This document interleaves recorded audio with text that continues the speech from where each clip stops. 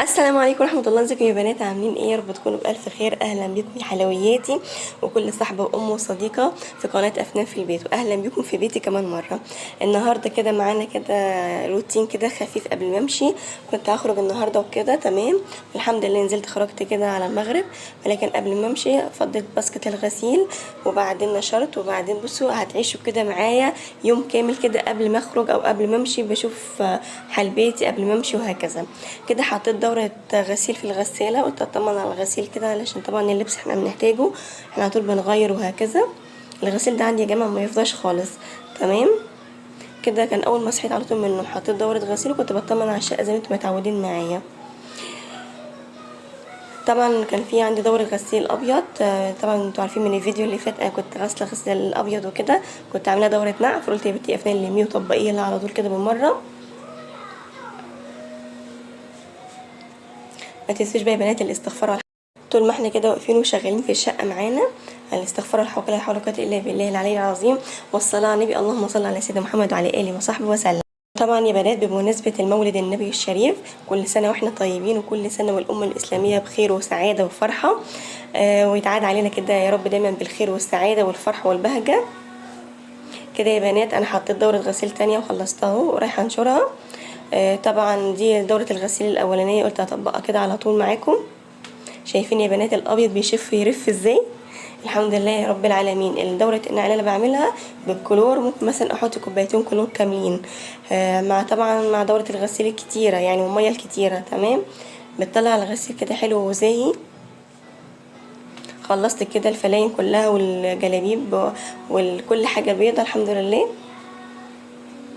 علشان يا بنات تعملي دورة نقع وكده لازم مثلا تحوشي اللبس الابيض كله. تمام كده بقى دورة الغسيل انا اول ما صحيت من النوم وحطيتها خلصت، يبقى انا كده لميت غسيل وطبقته وحطيت دورة غسيل ونشرتها. وقبل ما امشي برضو قبل ساعة ما لبست كده قلت يا فنان طلعت طمني كده على الغسيل، طلعت اطمنت على الغسيل لقيته نشف، قلت يلا يا فنان لميه من مره عشان اول ما تيجي بقى ايه يا دوب بس كده تشطفي مالك، وانت كمان كده تغسلي ايديك ورجليك ووشك وتخشي تناموا على طول. فعلا يا بنات الحركه دي بتفرق معايا قوي قوي قوي. قبل ما امشي باخد كده بالي من شقتي، بنظم كل حاجه في شقتي علشان فعلا الموضوع ده بيريحني قوي. ان فعلا بقى الواحد لما بيجي يخرج بيتعب اكتر واكتر، وخاصه مثلا لو هتنزل تدوري على حاجه او هتلف على حاجه او حتى نازله تتمشي. تمام فانتوا جربوا الموضوع ده واكتبوا لي تحت في الكومنتات هل الموضوع ده فعلا ريحكم ولا لا.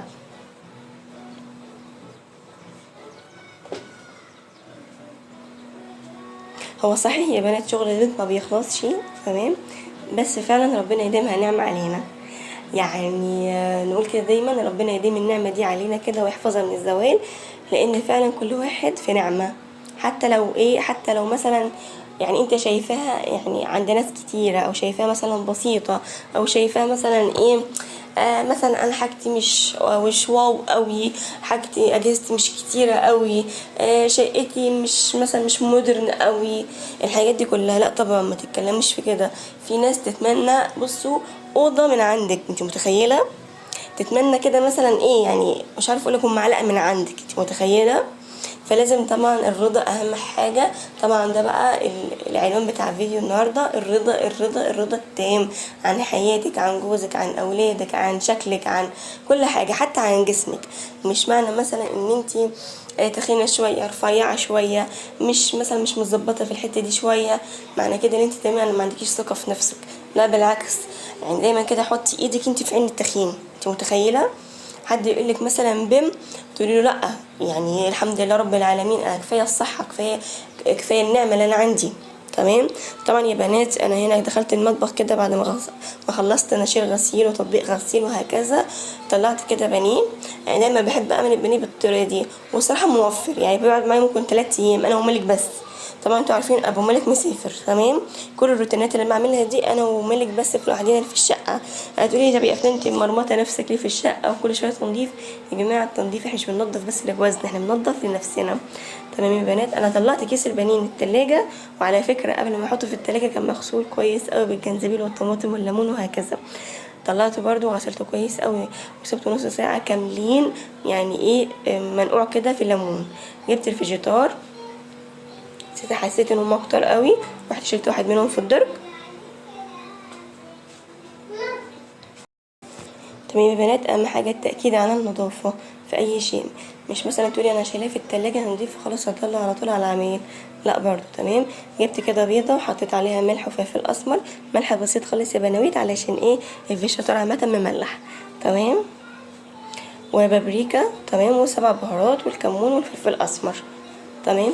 في ناس بتتبله بقى بالبصل وهكذا، بس انا بشوف ان التتبيله دي الصراحه والبهارات بتغني عن اي حاجه، بيطلع نفس الطعم. يعني انا ذقت ده وذقت ده لقيتهم نفس الطعم يعني. تمام. ده اسهل واسرع طريقه للبانيه. طبعا بحطه كده على طول في الفيجيتار، دايما تخلي ايد شغاله واحده بس والايد التانية نظيفه. تمام يا بنات.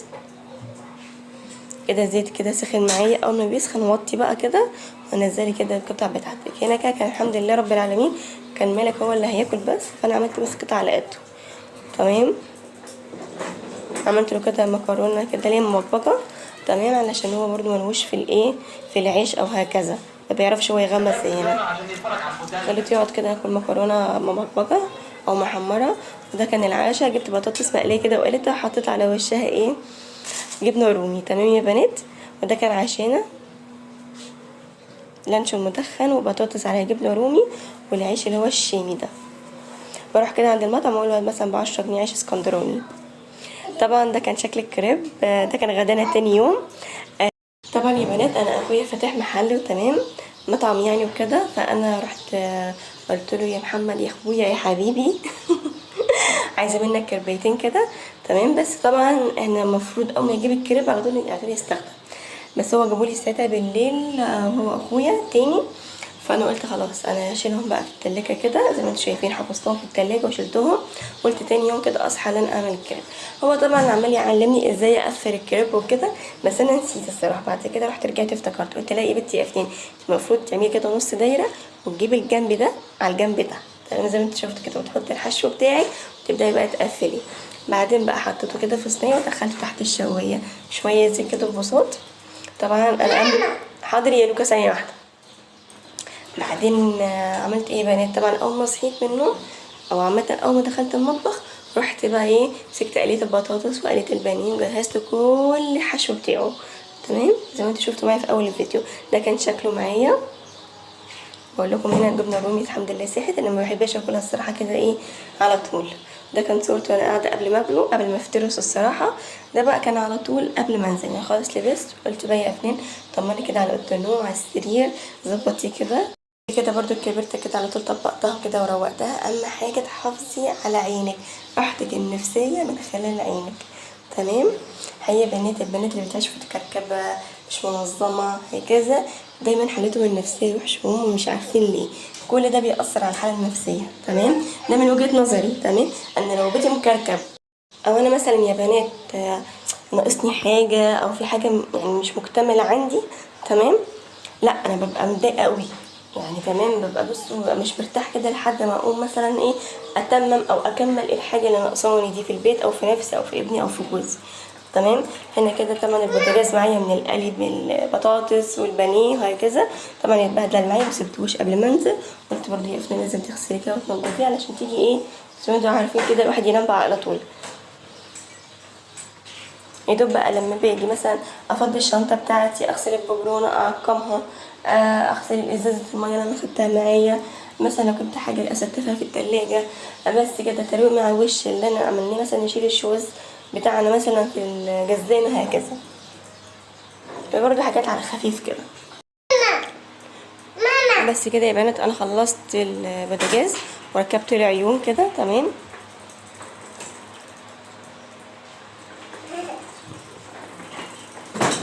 تمام. وخدت كده الطاسه برضو معايا. على فكره يا بنات الطاسه دي نظيفه جدا جدا جدا وكل يومين انا بغير لها الزيت. تمام. مسكت كده بالصابونه وقلت المعها. تمام. واي حاجه طلعت مني على طول خلصتها لحد ما شطبت المطبخ بتاعي حتى عقمت الببرونه وهكذا عشان اعرف اخدها معايا وهي ايه نظيفه.